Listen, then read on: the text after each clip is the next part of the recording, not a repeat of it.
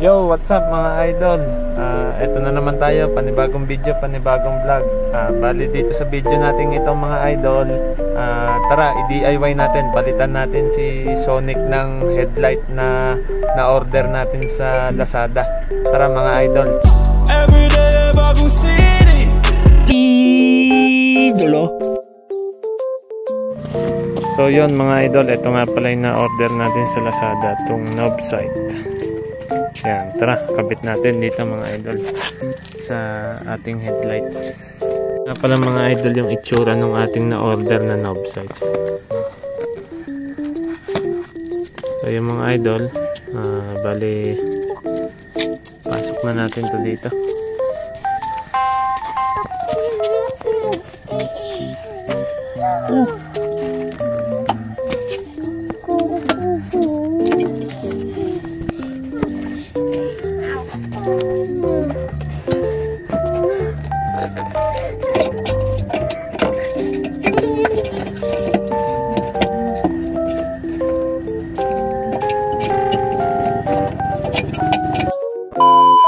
Bali tanggalin muna natin to mga idol.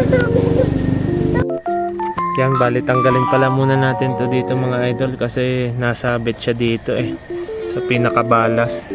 Yan, kabit muna natin to mga idol dito.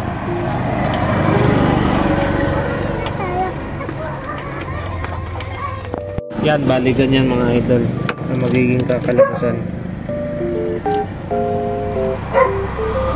Sabay kapit na natin tong plastic, sabay saka natin to isasaksak.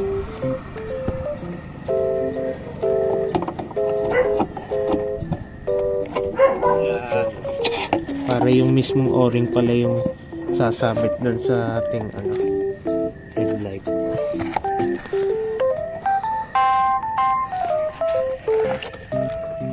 Yan. Saka may sign din pala siya na dapat nasa up yung ating ilaw. Sabay ito mga idol, kabit na natin.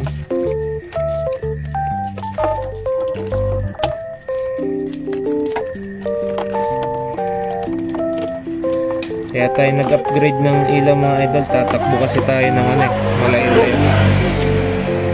Pasensya na kayo, maingay yung aming mga kasama. Yan, saksak lang natin ito mga idol. Papaluin kita, nagagawin. 5 minutes later. So yun mga idol, nakabit na natin. Diyan sa kanan, rin naman sa kaliwa. So yan, tara, testingin natin mga idol. Baba ko lang tong hood. Yan, start natin mga idol.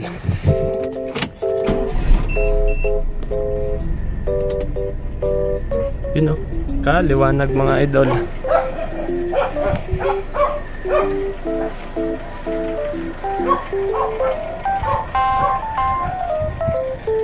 Yan ang liwanag niya mga idol.